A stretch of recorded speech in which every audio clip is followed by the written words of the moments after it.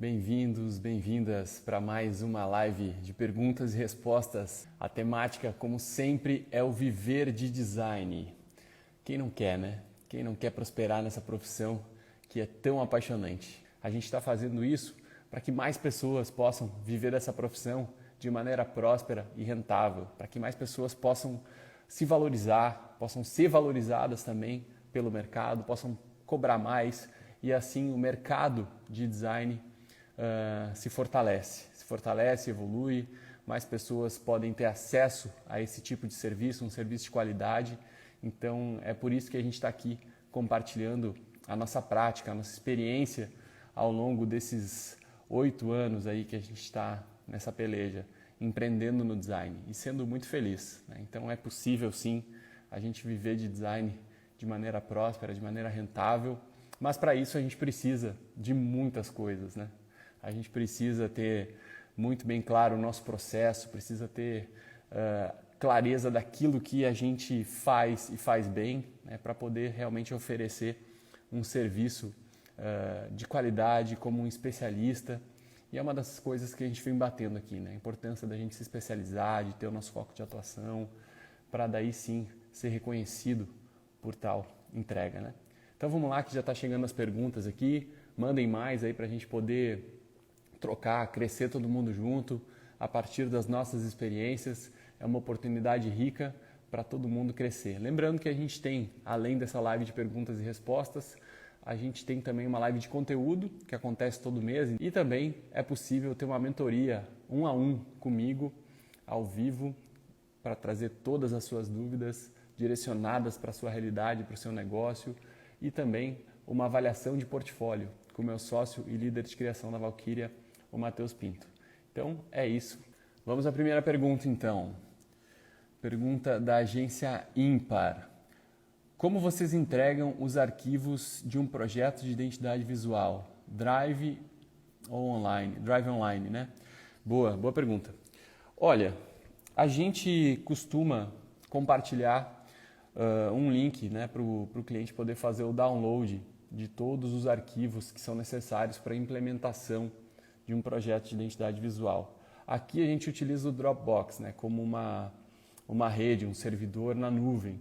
Antigamente a gente tinha um servidor físico e tal, mas com a chegada, digamos assim, espero que a passagem da pandemia, né, que vai embora logo logo, a gente acabou trabalhando remotamente, cada um da sua casa, então viu a necessidade de ter um servidor online. E aí foi uma migração um tanto natural assim, né, para o Dropbox.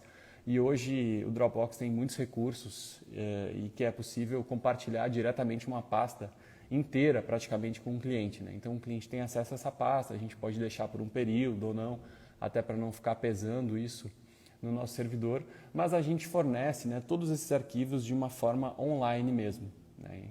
Então, à exceção de algumas coisas que eventualmente podem ser físicas, mas arquivo mesmo, né? Arquivo, arte final, manual de identidade visual, a maioria dessas coisas a gente fornece digitalmente, né? Salvo se fosse um brand book, algo alinhado assim que deveria ser entregue impresso, então daí a gente procura fazer uma entrega física.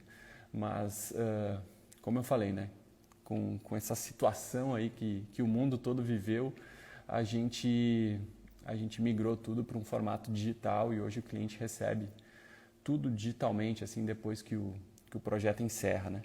E é legal de comentar que isso é muito importante, né?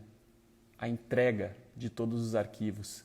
Geralmente esse é um momento que está sujeito, né, a acontecer alguns problemas, né, alguns perrengues, e tudo precisa estar muito bem alinhado, porque digamos que a gente já apresentou, né, o projeto de identidade visual, o cliente já viu o resultado daquilo que ele contratou.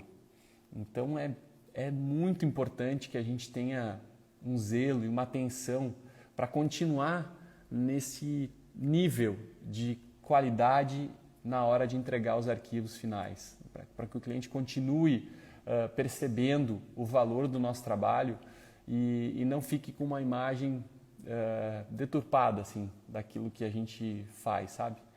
E esse é um momento crucial, assim, porque a gente já conquistou, em tese, o cliente, né, pela nossa entrega. Então a gente precisa continuar mantendo a atenção, mantendo o sarrafo lá em cima para realmente ter esse reconhecimento dele, né? Não deixar a peteca cair na hora de fornecer os arquivos, na hora de fechar realmente o projeto, encerrar esse ciclo, porque isso vai fortalecer a possibilidade de uma recompra, né? Se a gente fizer um atendimento excelente do início ao fim, a probabilidade desse cliente recomprar o nosso serviço ou até mesmo indicar, o que é muito bom, né? É um testemunho de alguém que realmente comprou o nosso serviço, é muito grande a probabilidade dele indicar. Por isso que a gente tem que ter uma atenção na hora de fechar realmente esse ciclo, né? Fornecendo para o cliente os arquivos para a implementação das coisas.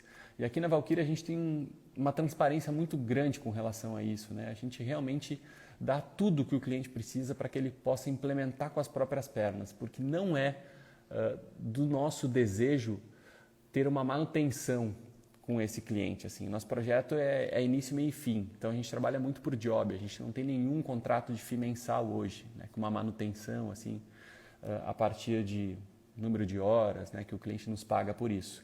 Então é início, meio e fim, então a gente quer que o cliente realmente implemente o mais rápido possível, porque aí a gente vai poder divulgar o trabalho, é um case a mais na rua, então tudo isso a gente tem que estar em mente assim, para fechar realmente um projeto com chave de ouro. Beleza, agência ímpar? Grato pela pergunta, tá? É isso aí, bem legal. Então, entrega de identidade visual foi a primeira pergunta. Eu estou anotando aqui para depois fazer um resumo da live e quem não assistiu poder ver aí o que a gente falou, tá? Bora lá para mais uma. Da Tuan Duarte, vamos lá. Já vi metodologia para identidade visual, né, tapada ali, mas acredito que seja para identidade visual com duas opções finais, de 2 conceitos e com uma única opção final. Qual o método da Valkyria prioriza? Boa pergunta. Conceitos, né? Então, Tuan, seguinte, número de conceitos, né, apresentados para o cliente. Penso que seja isso a sua pergunta, certo? Então, a Valkyria, por padrão, apresenta sempre uma alternativa, um caminho criativo, um conceito de identidade visual, né, no caso, que foi a sua pergunta. E isso vale para embalagem, vale para produto também. Tá? Essa é a nossa entrega padrão. E a nossa entrega padrão, por que ela apresenta uma? Né? É importante falar por quê. Porque a gente tem um processo. A gente tem um processo que a gente confia nele, a gente tem um passo a passo. E esse processo, ele tem muita profundidade nas análises que a gente faz, na nossa pesquisa, no entendimento do mercado, no entendimento do cliente, do público-alvo que ele quer atingir. A gente tem muita profundidade ao estudar tudo isso. Né? Então a gente procura aprender o máximo possível dentro desse mercado e desse desafio do projeto, né? E depois a gente traz alternativas que são consistentes, a gente traz caminhos para a gente seguir e junto com o cliente a gente define qual que é o melhor para a gente realmente gerar alternativas, gerar conceitos, gerar caminhos criativos para a solução final, no caso do seu exemplo, né, na sua pergunta, identidade visual. Então a gente sempre apresenta aquela que é mais apropriada para o projeto. Mais apropriada de acordo com o briefing, mais apropriada de acordo com a estratégia de marca do cliente, mais apropriado com a estratégia do negócio do cliente.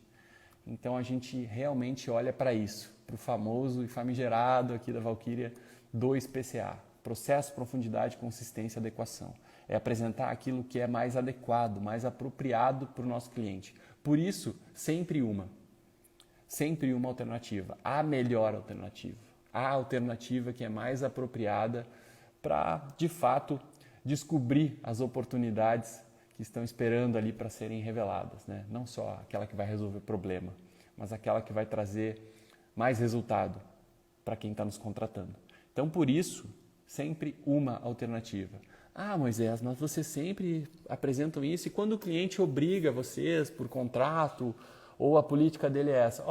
Realmente, tem alguns clientes que isso é uma cultura, né? Ter mais de uma alternativa, principalmente empresa grande, né? Empresa multinacional, muitas vezes, empresas que têm um processo de decisão que passa por muitas camadas.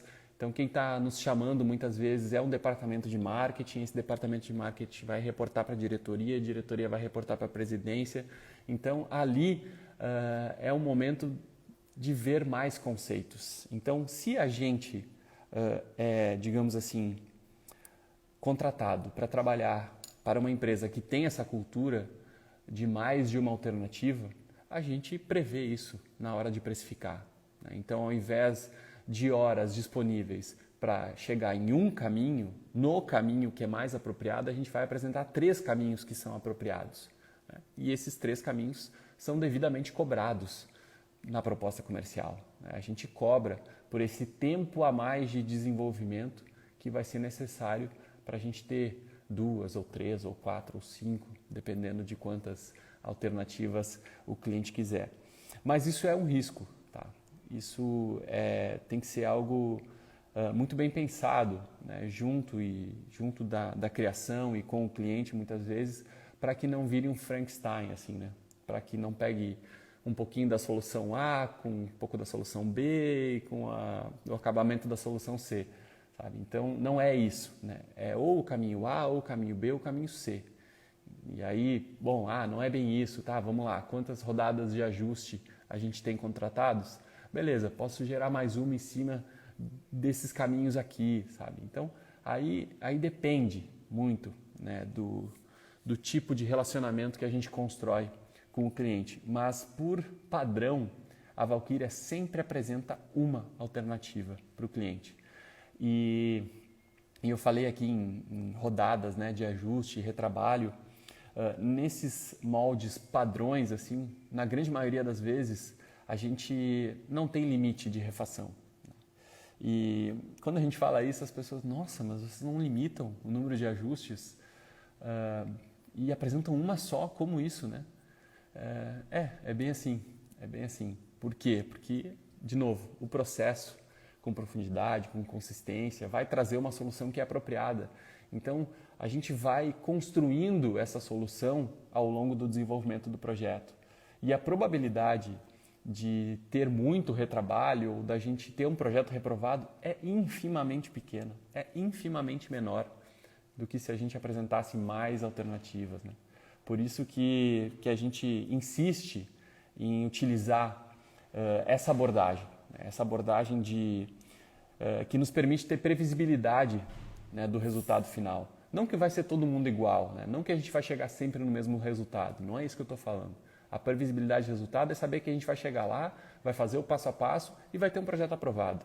Isso é previsibilidade que a gente está falando, né? Então, por isso a importância de um processo bem estruturado, né? E é esse processo que a gente está começando aos poucos a compartilhar, né? No Design Invisível é um exemplo disso, né? A gente tem um módulo só para falar desse processo, né? Desse passo a passo que nos permite essa previsibilidade de resultado e um número, infimamente pequeno de refações ou ajustes ou retrabalhos, né? A gente tem refinamentos, né? E os refinamentos, eles, mesmo que o cliente não peça, a gente faz. Porque quando a gente está diante de um projeto, vamos pegar um exemplo de identidade visual aqui, que é o tema que a tua perguntou, né? Então, quando a gente apresenta pela primeira vez o resultado da identidade visual para um cliente, ele não está 100% finalizado, né? E muitas vezes o cliente não sabe disso, né? Não sabe que está 100% finalizado. A gente vai mexer na tipografia ainda, a gente vai mexer no kerning, a gente vai chamar um especialista em letterings, em tipografia, para dar um ajuste fino, ou a gente mesmo vai fazer isso, dependendo do caso, para realmente chegar numa entrega excelente. Então, às vezes, o cliente nem percebe, né, a evolução que o projeto teve da ideação para a experimentação, que é quando a gente valida um pouco desses ajustes. Então, é muito interessante isso da gente fazer, ter isso em mente, né? Olha, tá aqui o resultado, né? Mas a gente vai evoluir ele ainda, sabe? A gente vai fazer alguns ajustes. E o cliente, nossa, mas precisa, né? Precisa? Não, precisa, né? Tecnicamente precisa, conceitualmente não. Então é uma coisa de preciosismo mesmo, de design, e a gente faz questão de fazer esses ajustes, né? Depois de apresentar pela primeira vez, nesse caso, uma identidade visual. Isso vale para produto, vale para marca, eu acredito que valha para qualquer entrega de design também. Beleza? Vamos lá, tem mais perguntas aí. Vamos tentar vencer aqui as perguntas. Branding Foco. Como transmitir valor numa proposta através de cases de sucesso desenvolvidos? Legal. Olha, eu acho que a proposta comercial, né? Eu acho que é isso que você está falando, né? Proposta comercial. Proposta comercial é uma ferramenta de vendas. Ela é um importante ponto de contato para a gente realmente conquistar o cliente. Pense num casamento. Casamento, né? Você quer casar com uma pessoa. Digamos que o pedido de casamento é a proposta comercial. E o casamento em si, é o contrato do projeto. Então, se a gente quer casar com um cliente, o que a gente precisa? A gente precisa fazer um pedido bem feito. Aí esse pedido bem feito, ele é a proposta comercial. Então, na Valkyria, a gente não poupa slides, né, na nossa proposta comercial. Desculpa, gente, está entrando ligações aqui. Eu já desenhei propostas comerciais com mais de 80 páginas. Né? Por quê? Porque eu entendi a importância desse documento. Eu entendi que ali eu posso mostrar para o cliente, né, para o prospect, cliente ainda não, né, para o meu prospect, o valor do meu trabalho. Então, eu vou falar de mim, eu vou falar para quem eu já trabalhei, eu vou falar tudo o que eu faço e que eu posso fazer por ele. Eu vou compartilhar testemunhos de quem já contratou o meu serviço e foi muito bem satisfeito. Eu vou mostrar cases de sucesso que tenham sinergia com aquela demanda que esse prospect precisa, para que ele entenda que ele não está sozinho. Então, eu faço isso em 2 momentos. Né? Olha, eu mostro os clientes para quem eu já trabalhei, então ele vai ver, olha, não sou o primeiro a estar aqui.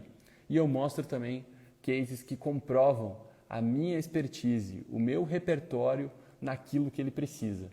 Então, se o escopo da proposta é identidade visual, eu vou lá, vou mostrar 3, 4, 5 cases de identidade visual. E compartilhando quem é o cliente, quando que foi, qual era o desafio, qual era o briefing do projeto, quais foram as entregas que eu fiz. Então isso é muito importante. É muito importante a gente dar um detalhamento básico assim, desse case, como que ele foi, né? O que eu entreguei, qual foi a minha participação, se eu fiz esse projeto com outras pessoas. Então é o momento da gente realmente mostrar o quão especialista a gente é, compartilhando os nossos cases. Então, a gente procura sempre botar no mínimo 3 cases na nossa proposta comercial. E aí a gente vai trabalhando em cima disso. Né? Depois apresento o escopo, apresento o investimento, que é assim que a gente entende, né? A seção do preço, né? Do preço que a gente cobra pelo nosso serviço. Então, é o investimento e disposições gerais. Então, a nossa proposta, basicamente, ela tem isso. Então, a gente transmite o valor do nosso trabalho a partir do nosso repertório, a partir da nossa história, para quem a gente já trabalhou. Então, é muito importante que isso esteja presente na proposta comercial. Né? A gente chama isso no Design Invisível de a proposta comercial perfeita. A proposta comercial perfeita passa por essas sessões que eu comentei agora, recentemente. Né? Então, esse é um módulo também do nosso curso Design Invisível. Bora lá, vamos para mais uma. Pergunta do Mark aqui. Como vocês fazem o briefing comercial? Legal, Mark. Cara, seguinte, boa pergunta, tá? Esse é um tema que tá dando o que falar aqui no nosso Instagram, né? A diferença de briefing e debriefing. Então, em breve eu vou fazer um vídeo para vocês num movimento novo aí que a gente vai estar lançando em breve, assim, de vídeos de conteúdo mesmo, né? Gratuitos, mas em outra plataforma. Então, a gente já vai falar mais a respeito disso. Mas o briefing comercial, né? O que é o briefing, né? Se não a coleta de informações. O briefing é isso, né? A gente precisa coletar, e a abordagem que você vai fazer isso é muito variada, né? Pode ser uma ligação, pode ser uma videocall, pode ser uma conversa informal, pode ser a partir de perguntas estruturadas. Então a gente tem um guia de perguntas, né? Tem uma lista de perguntas. Não quero ficar fazendo propaganda aqui, né? Mas também a gente compartilha essa lista de perguntas no Design Invisível, né? Vou falar, enfim, tá aí. Para quem tiver interesse, tem uma lista de espera aí. Em breve a gente deve abrir uma nova turma. Mas lá a gente compartilha na íntegra, assim, todas as perguntas que a gente pode fazer. Não quer dizer que a gente faça todas, né? Porque isso depende muito do momento, depende muito de sentir o prospect, né? De entender se eu tenho abertura, se eu não tenho abertura, se é uma pessoa que fala mais ou que fala menos. Então tudo isso é percepção, né? É percepção da abordagem, que na hora, quando a gente está diante das pessoas, a gente consegue ter ou não.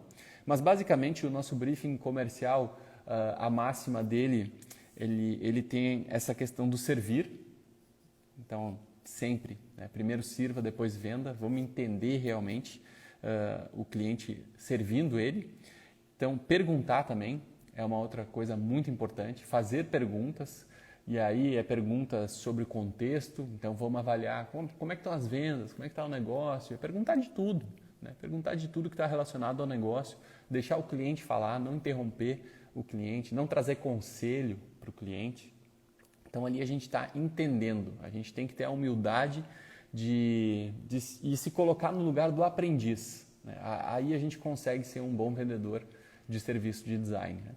Então depois que a gente pergunta, né, a gente ouve as respostas atentamente, né, sem interromper, ouve essas respostas e depois também a gente tem a oportunidade de examinar aquilo que está sendo falado, né? Anotar tudo que está sendo dito, empatizar também com esse cliente. Então aí vem o conceito de sales, né?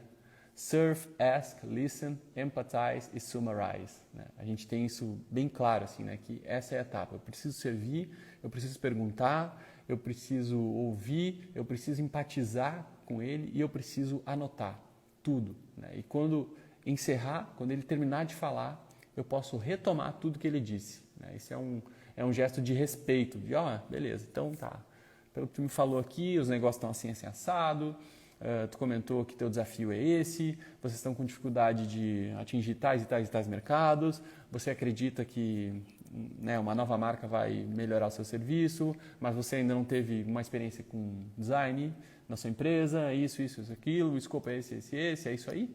Beleza, é isso aí, né? Então, é uma forma do cliente se sentir valorizado, respeitado, né? Porque a gente realmente prestou atenção em tudo que ele disse. Então, é assim que a gente monta, né, o briefing comercial. E de cara, a gente já qualifica também esse nosso prospect, né? Então, se a gente está nessa conversa, a gente já pode qualificar ele, né? Porque ele trouxe um tanto de informações ali para nós e agora a gente tem que também falar de dinheiro, né? Logo no primeiro encontro. Então, essa é uma grande dificuldade que muita gente tem e para a gente não foi diferente, né? Falar de dinheiro, falar, olha, beleza, o cara conta toda uma história, né?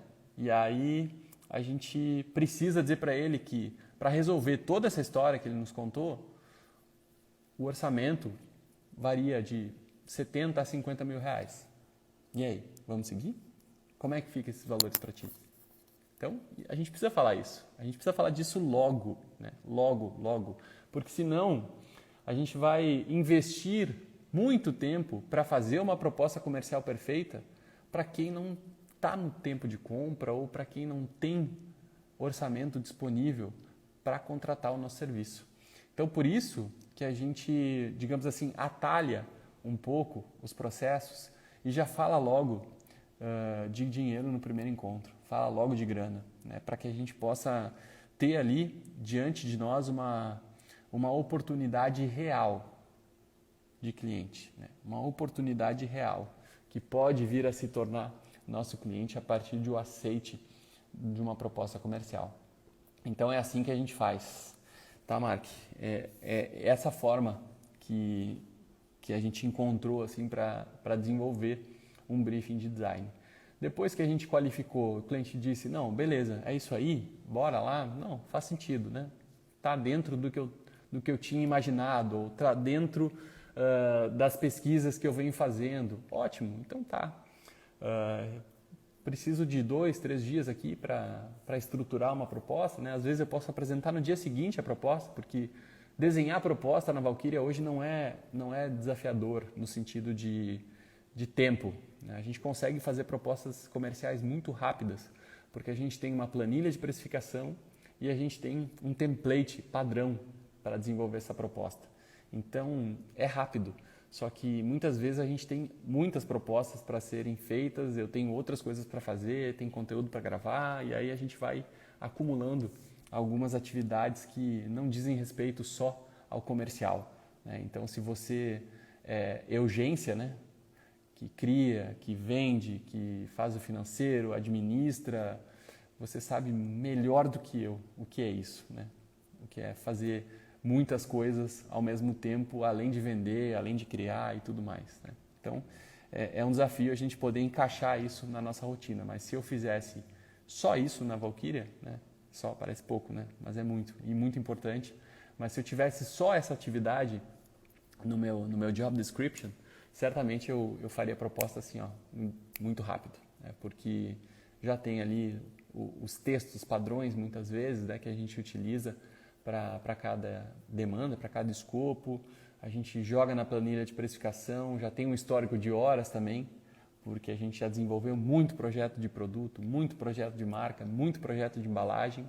Então é muito equalizar isso, né? A gente ter essa noção de quanto tempo a gente vai levar e aí sai o nosso preço, né, final para colocar isso na proposta comercial. Beleza, Mark? E aí apresenta, né? Apresenta para o cliente, sempre que possível, presencialmente ou numa videocall. Se não der, aí manda, né? Mas como último recurso, assim, né? Sempre é bom a gente poder apresentar a proposta comercial, porque aí a gente vai estar criando ainda mais valor, né, para o nosso cliente, podendo tirar dúvidas na hora, né? Por mais que seja difícil a gente falar, olha, está aqui o valor, né? Está aqui o valor do investimento, está aqui o preço para a gente trabalhar junto, né? Por mais que seja difícil falar isso no one-on-one, assim, né, para o nosso futuro cliente, é preciso fazer isso, tá? Vamos lá.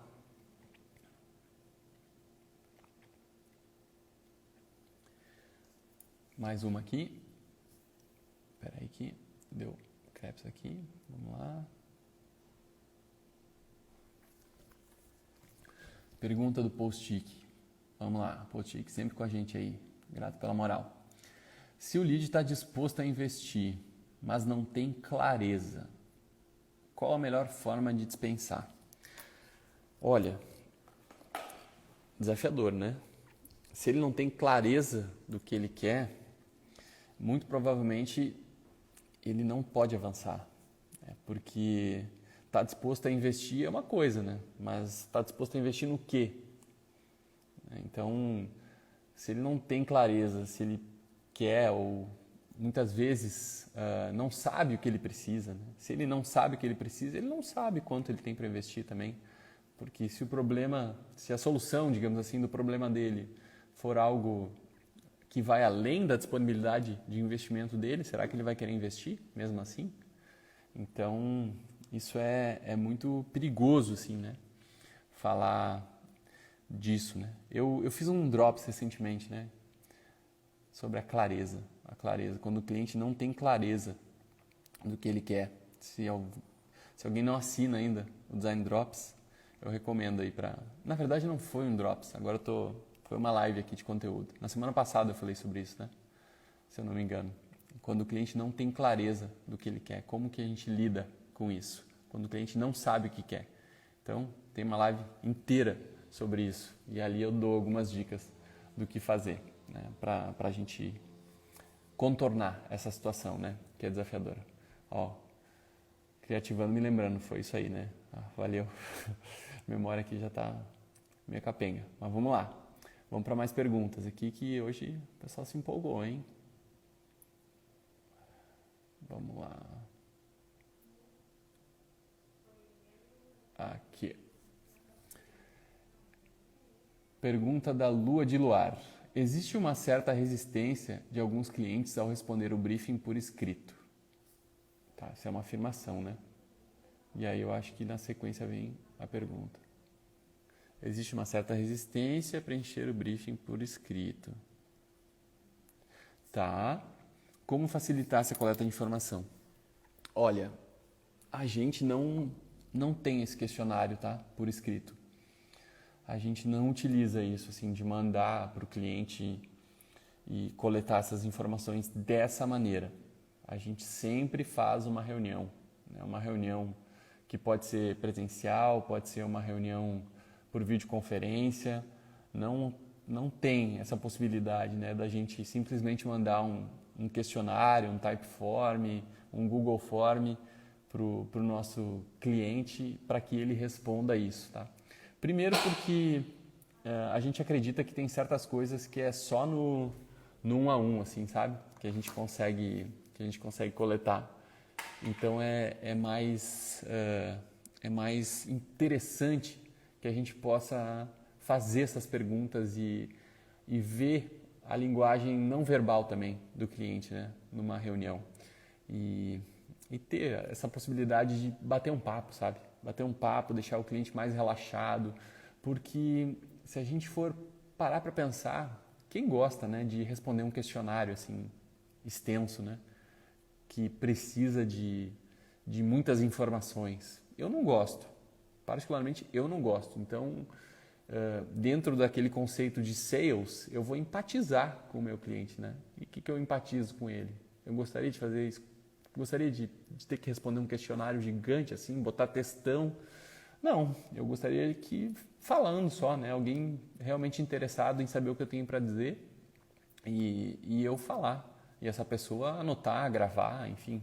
Então hoje é tão fácil, né? A gente tem acesso aí a tantos aplicativos e softwares de conversa que gravam e tudo mais. Então eu faria assim, sabe? Eu faria assim, de realmente tentar marcar esse papo para ficar uma coisa mais leve, a gente poder se conectar com o cliente, sabe? Conhecer melhor a pessoa.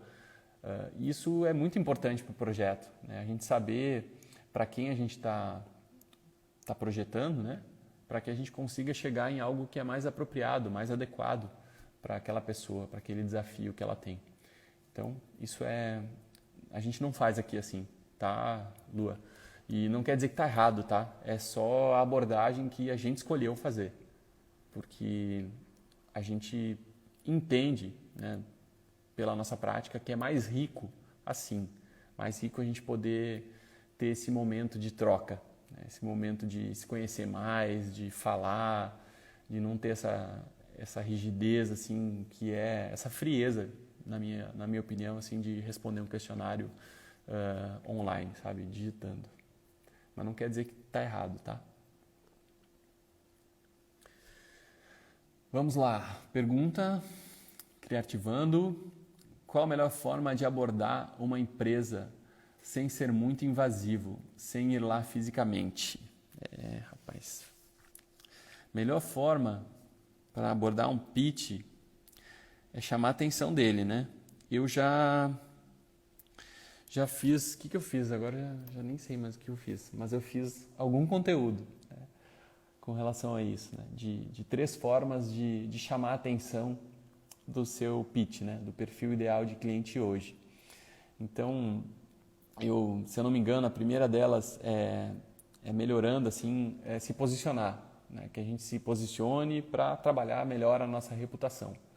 Então, a gente precisa ter essa consciência, né, de ter tudo em ordem, digamos assim, na nossa comunicação, para daí poder criar conteúdo, né, que pode vir a chamar a atenção do seu pitch. Então, eu criando conteúdo de valor que impacte as pessoas e possivelmente o meu pitch, eu posso ter mais acesso a ele, ou mesmo ele me descobrir, né? Então, quando eu for fazer uma abordagem, quando eu for bater na porta desse pitch, eu não sou um total desconhecido. Ele já pode ter tido a oportunidade de encontrar comigo, por mais que seja numa rede social, ou ele ouviu falar, alguma coisa assim. Então, a gente vê que é importante a gente se posicionar, produzir conteúdo alinhado para criar valor para o nosso pitch e para o nosso público, né? Então, esse é o primeiro passo. A segunda coisa é a gente poder, de uma forma um pouco mais invasiva, criar valor para o pitch a partir de um conteúdo ou a partir de uma informação de mercado. Você percebeu que algum concorrente do seu pitch lançou uma linha de produtos. Pode ser que ele não saiba ainda, né? Pode ser que você soube antes que ele, pode ser que é uma coisa muito nova, ou alguma empresa fora do país, né, que é um benchmark nesse mercado que seu pitch atua, lançou um novo serviço, ou um novo produto, ou uma nova embalagem, ou uma nova marca. Aí você pega, vai lá, compartilha essa informação com o seu pitch. Olha só, né, olha só o que eu encontrei aqui no seu mercado, acho que tem sinergia, é uma empresa muito legal, isso, aquilo. Aí a abordagem varia de cada um, né? Mas é uma forma da gente chamar a atenção desse pitch sem ser invasivo, do tipo, oi, quero trabalhar com você. Oi, tenho um serviço para te oferecer, sabe? Tu já está criando valor para ele, tu já está dando uma informação que talvez ele não saiba. E ele, o que essa mensagem passa, né? Poxa, olha só, a pessoa nem trabalha comigo ainda, mas já está me dando uma informação privilegiada, já está me dando um conteúdo de valor aqui. Imagina se eu contratasse ela, o que ela não seria capaz de fazer por mim? Então é essa a mensagem que a gente acredita que passa, né? Fazendo isso, dando para ele um conteúdo de valor.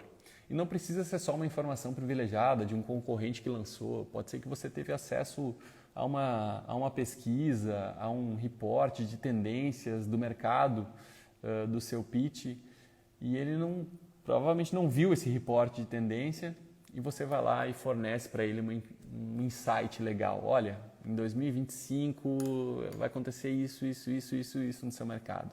Poxa, quem não quer, né?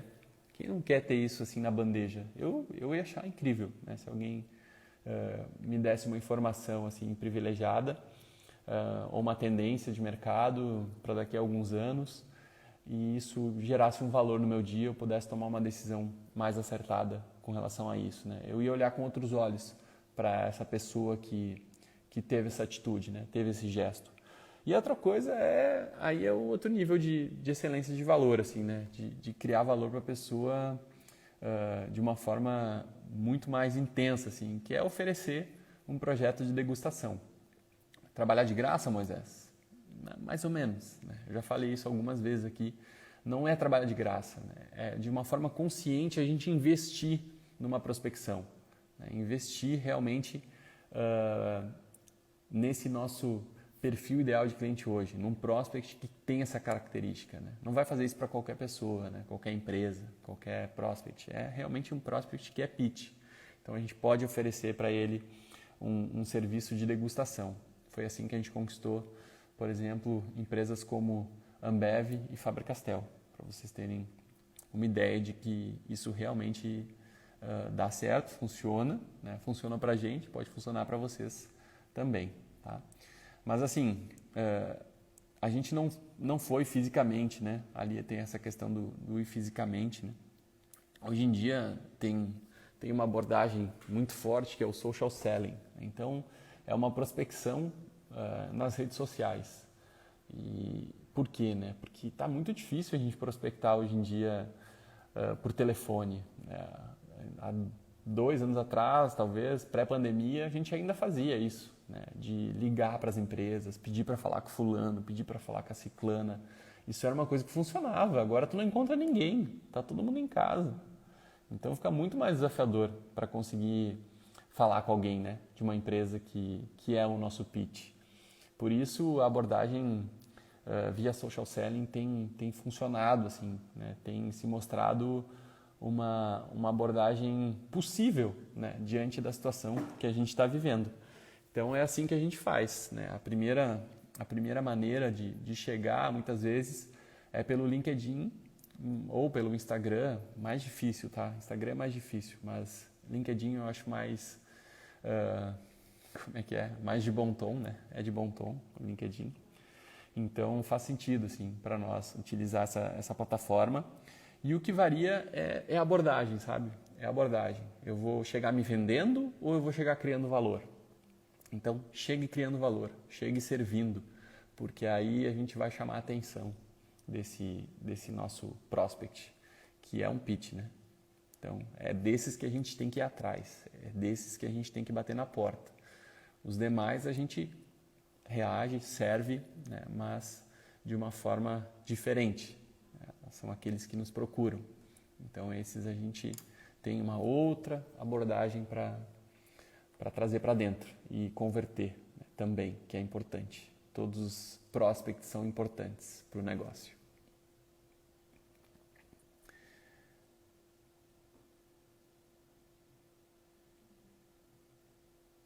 Vamos ver aqui que tem mais perguntas aqui, vamos lá.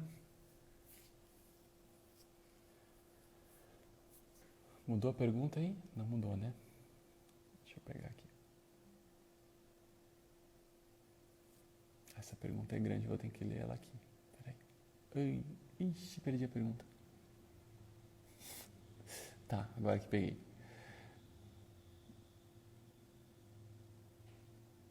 Vamos lá. Quais etapas do processo criativo vocês apresentam e envolvem o cliente? Tá. Processo envolvendo o cliente. Estou anotando, vamos lá. Por exemplo, chama ele para decidir cores, etc. Ou não fazem isso? Quero transformar meu processo criativo mais colaborativo, mas sem dificuldade. Legal. Vamos lá. Bom, o nosso processo, ele é um processo colaborativo, né? Porque a gente entende que ninguém melhor do que o cliente para saber do negócio dele. Ele fundou o negócio, ele sabe tudo como funciona. E o que falta muitas vezes é um olhar externo, com outro mindset, para fazer pergunta. Para questionar as coisas como estão ali, mas não no sentido de questionar para botar contra, sabe? Tá fazendo errado, não é assim. Mas é para realmente aprender, a gente se colocar no lugar do aprendiz, porque o nosso processo criativo ele é isso, assim, a gente, no primeiro momento, diverge para a gente aprender o máximo possível para depois fazer escolhas, que é quando a gente converge. Então, nesses momentos que a gente procura realmente se colocar nesse lugar de aprendiz, para daí depois, junto com o cliente, fazer escolhas. Mas não quer dizer que necessariamente a gente precisa perguntar para o cliente qual é a cor que ele quer. Né? Nesse exemplo que você deu, a gente precisa entender qual é a estratégia da marca dele, qual é a personalidade da marca dele. E a partir da personalidade, a partir da essência, a partir da plataforma de marca que a gente pode vir a criar para ele, é que a gente vai trazer como especialista a melhor cor, a melhor tipografia, né?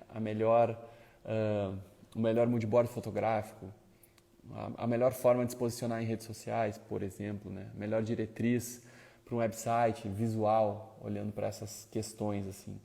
Então, é nesse sentido que a gente procura envolver o cliente, né? De perguntar para ele aonde ele quer chegar, né? Perguntar para ele onde ele quer chegar, perguntar para ele o que é legítimo dele, perguntar para ele o que é diferenciador dele perante o mercado que ele atua, perguntar para ele o que ele entende que é relevante para o consumidor dele.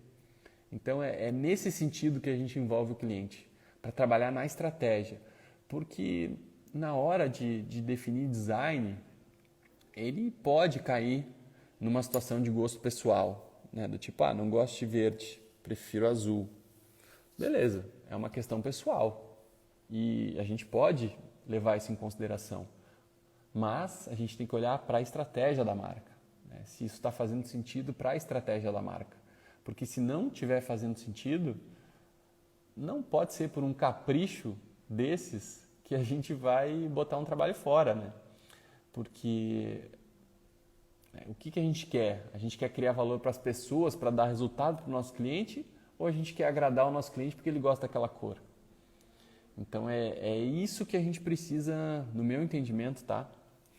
Fazer, assim, né? É realmente vestir o jaleco do médico, vestir o jaleco do doutor e fazer realmente esse diagnóstico para daí consultar, né, o nosso cliente, fazer esse diagnóstico depois para daí prescrever o que ele precisa. Então é essa lógica do especialista que a gente precisa ter. O especialista, ele consulta, ele entende o que está acontecendo, ele diagnostica, olha, realmente, o problema está aqui, aqui, aqui, aqui, aqui, né? Visto isso, fizemos esses exames, está aqui, beleza? Vou prescrever o que ele precisa.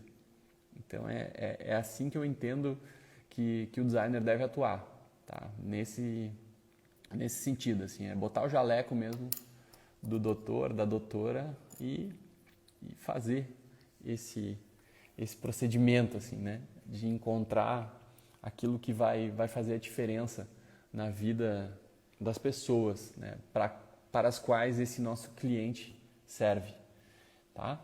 Então, é como eu penso, tá? Decidir essas questões mais técnicas de design, a gente não chama cliente para isso, não, tá? A gente apresenta para ele já tudo como a gente entende que é o mais apropriado, de novo, né? Então, pelo processo, por tudo aquilo que a gente foi construindo ao longo do desenvolvimento do projeto. Quando a gente chegar na parte de ideação e apresentar o projeto, pode ser de marca, de produto ou de embalagem, a gente vai trazer a verdade que a metodologia proporcionou, né?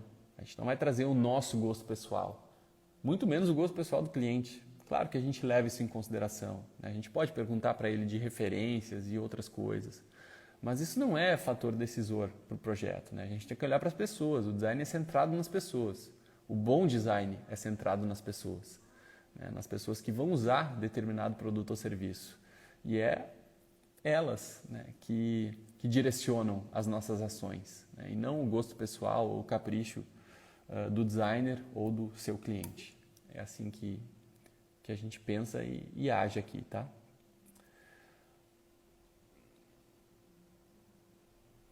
Vamos ver aqui. Tanto de pergunta aqui. Legal, vamos ver. Escolhi uma de que não perguntou, né? Pra gente ser justo aqui. Pergunta do Gui Bertual. Que tipo de amostra grátis poderia ser dado na hora de prospectar um cliente de identidade visual? Boa pergunta. Boa pergunta. Para identidade visual, a gente ainda não prestou... Não, está prestando. Agora que me dei conta, a gente está prestando uma espécie de degustação. Só que é uma degustação paga, nesse caso, né? De um projeto que a gente está desenvolvendo aqui. Quem está um pouco em dúvida, né, de qual estúdio seguir, quer seguir com a gente e dê um voto de confiança, contratando, digamos assim, uma fase inicial para a gente dar para ele um mood board audiovisual. Né? O que é isso? É a gente fazer um vídeo, né? Fazer um vídeo para trazer algumas referências do universo desse cliente, né? Do universo visual, do universo comportamental também. E aí a gente vai entregar uma espécie de vídeo, né? Um vídeo com recortes de imagem, com som, com referências, para que a gente mostre para ele que a gente entendeu realmente aquilo que ele quer, né? Conseguiu fazer essa antevisão, né, do que vai ser o projeto, do qual é o mood do projeto.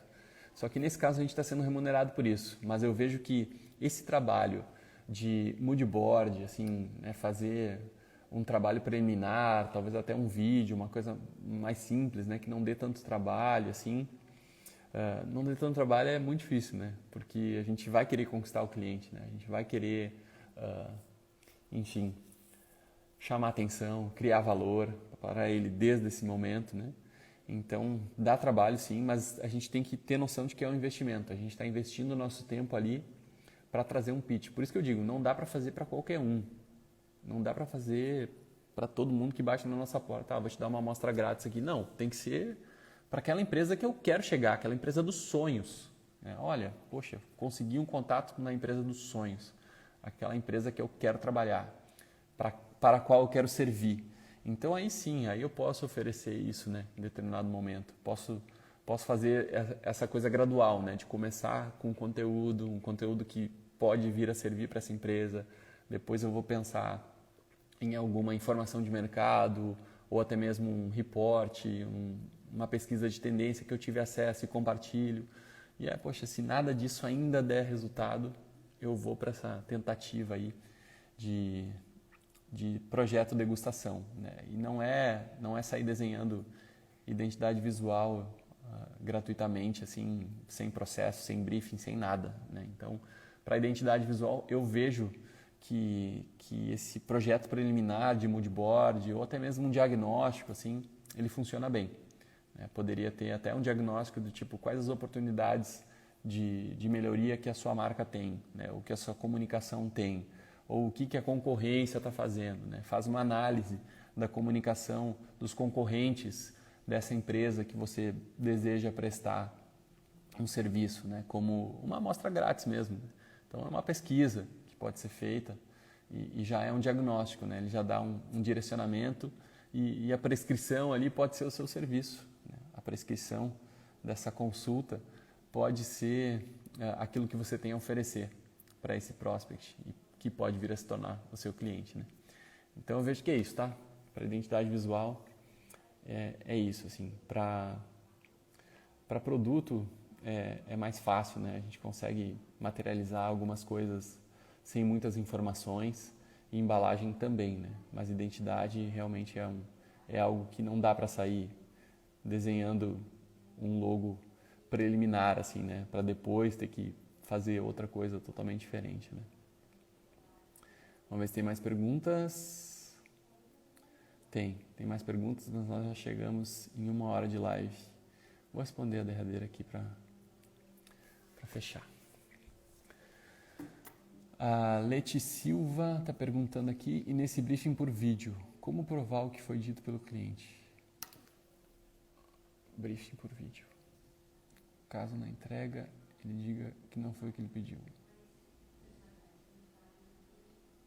Será que é dessa situação aí que eu estou falando de degustação? É isso, Leite? Por favor. Será que é? Pois é. Não sei. Buenas. Briefing por vídeo. Acho que eu sei. Acho que você está falando do briefing lá atrás, né? Que a pessoa perguntou das perguntas enviadas via questionário, né? Sim.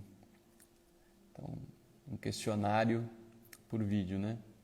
Como provar o que foi dito pelo cliente, caso na entrega ele diga que não foi o que ele pediu. Entendi.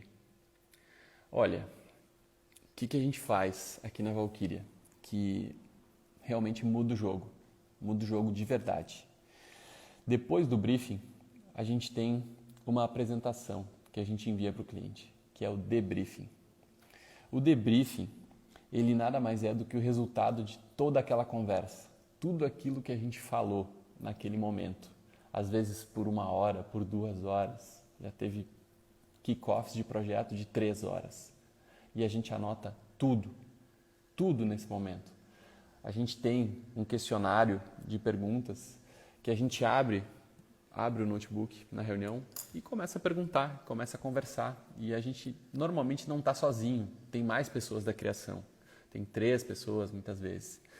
E esse momento ele é antecedido por um momento de sensibilização, onde a gente compartilha com o cliente tudo aquilo que é importante que ele saiba para o projeto, digamos assim, se desenvolver de uma forma fluida, para que seja bom para ambas as partes. Então, a gente fala que ninguém melhor do que ele para saber do projeto dele, da empresa dele e tudo mais, e que a gente está aqui como especialista em design para fazer as perguntas certas, fazer as perguntas certas para ele. E a gente precisa do envolvimento dele, a gente quer o envolvimento dele. E aí vai falando até começar essa sabatina de perguntas, né? Então, a gente tem um formulário online, mas que o cliente não vê esse formulário online, e a gente vai preenchendo ali e vai seguindo as perguntas que a gente entende que tem cabimento para aquele momento. Então, fala de contexto, fala de história, me conta aí a história, né? Como é que essa empresa surgiu? De onde veio esse sonho de criar esse negócio? Então, essa é uma das perguntas que a gente começa assim para quebrar o gelo mesmo e para o cliente falar, ele se sentir importante, né? Contar a história. Cara, me fala aí como é que tu montou esse império aí, conta para mim. Então, é um momento de conexão, é um momento de realmente a gente se sintonizar com o cliente, com a história dele, empatizar com ele, para poder entender aquilo que vai fazer a diferença depois, na hora de desenvolver o projeto, né? E, assim, é muito difícil de chegar fazendo isso, assim, né? E depois com um debriefing também. E o debriefing é um momento de validação, né? É um momento importante, assim, para a gente entregar para o cliente já o material, sabe? Então, acabou a reunião de kickoff, 2 dias depois, 3 dias depois, no máximo, ele já recebe uma apresentação em PDF. Do tipo, já tem uma primeira entrega, sabe? E o que tem nessa primeira entrega? Tudo que ele falou, organizado. Organizado, documentado, os padrões mapeados, as conexões feitas, até muitas vezes alguns insights que a gente já vai tendo assim, do que ele disse, já pode ser colocado no debriefing. E aí ele tem que aprovar o debriefing, do tipo, é isso mesmo? Olha, a gente entendeu isso, assim. É isso aí? Tá certo o debriefing? Podemos seguir? Então tá, se você nos autorizar a seguir, a gente vai começar a fase de descoberta, que é o momento que a gente vai pesquisar. Vai pesquisar sobre mercado, vai pesquisar sobre o público-alvo, vai olhar para tudo isso. Então a gente só avança com esse ok do debriefing. Então é super legal porque muitas vezes, né, aqui na Valkyria, a gente tem essa prática do job. E dependendo do valor do investimento, né, do preço do projeto, o cliente precisa parcelar isso, né? Precisa parcelar essa quantia aí de dinheiros. E aí a gente tendo essa primeira entrega, a gente já consegue diminuir um pouco a ansiedade dele. A ansiedade por uma entrega, a ansiedade por ver algo, né? Porque se a gente pegar o nosso processo, a nossa metodologia, identidade visual, por exemplo, a gente leva aí no mínimo 6 semanas para apresentar alguma coisa, né? De 4 a 6 semanas para apresentar a identidade visual propriamente dita. Então o debriefing ele já vai diminuindo um pouco essa ansiedade, a gente vai ficando mais confiante também para desenvolver o projeto e tem mais chance assim, de estar no caminho, sabe? No caminho que é mais apropriado para a solução final. Então é isso, Leite, espero que eu tenha respondido a sua pergunta. Não sei se era bem isso, mas se eu entendi, foi isso que eu pude responder. Galera, muito grato aí, tá? Pela presença de todo mundo aí, uma galera na live, gostei bastante.